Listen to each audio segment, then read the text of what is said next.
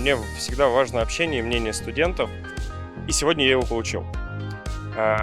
Конечно, мне очень хотелось бы, чтобы вот вся активная молодежь, которая сегодня присутствует здесь, чтобы они просто всегда постили, всегда выпускали новости по одной, по две, по 5 в день.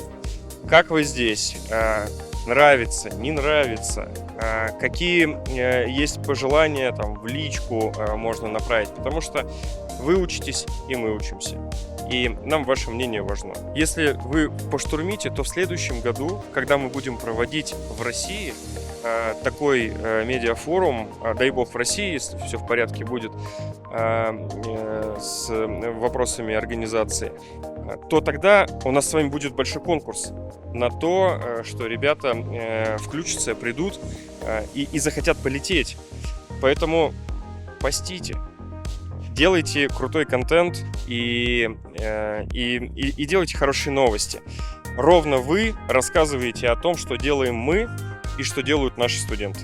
Жаштык. Чтобы эта база приобрела новый вид, новый статус, мы достаточно долго работали над наполнением и продолжаем это делать. Но мы убеждены в том, что это не просто база отдыха.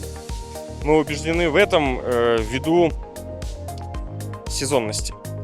На Иссык-Куле сезон 2-2,5, максимум 3 месяца.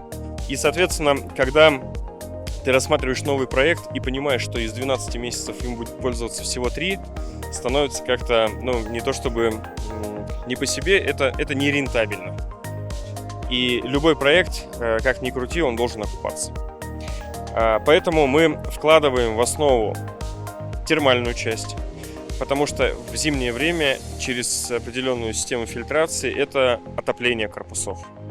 И в том числе термальные источники для оздоровления.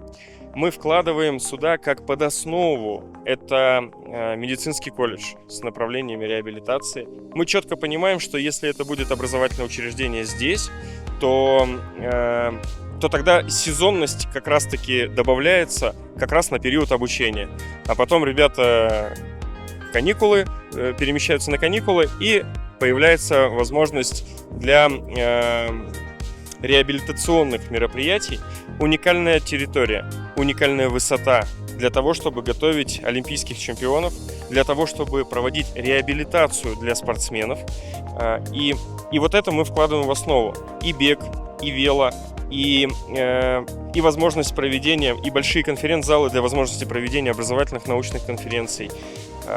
Мы понимаем, сколько это стоит сегодня, и наша задача была на встрече министров заявить об этом проекте. Мы о нем заявили, получить поддержку. Мы ее, собственно, получили. Теперь наша задача правильно сформировать документальную часть, показать, что это действительно окупаемая инвестиция.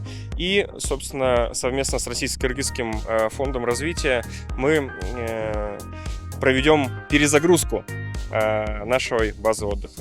Я думаю, что на проектирование тоже уйдет определенный промежуток времени. И, наверное, может быть, не весь сезон, но часть сезона следующего мы еще будем пока в таких условиях, а дальше уже будем, собственно, начинать этот проект к реализации.